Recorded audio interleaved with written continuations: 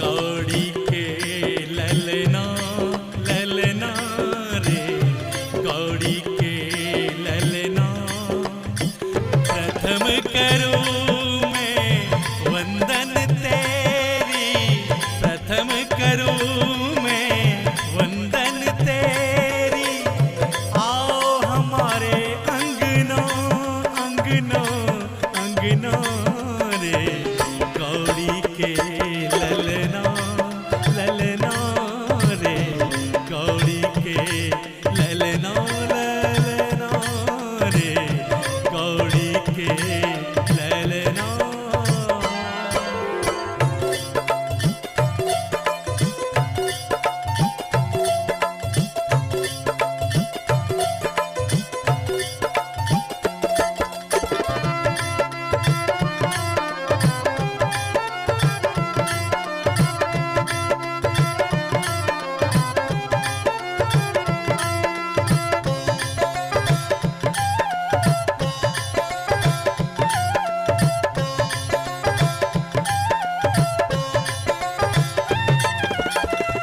तेरी पूजा पहले करते, ज्ञान के तू भंडार हो भरते।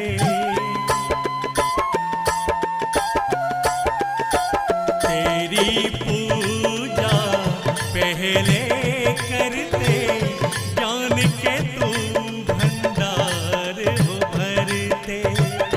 रिद्धि सिद्धि को साथ में लेके, रिद्धि सिद्धि को साथ में लेके, आओ हमारे अंगना अंगना अंगना रे, गौड़ी के ललना ललना रे, गौड़ी के ललना ललना रे, गौड़ी के ललना।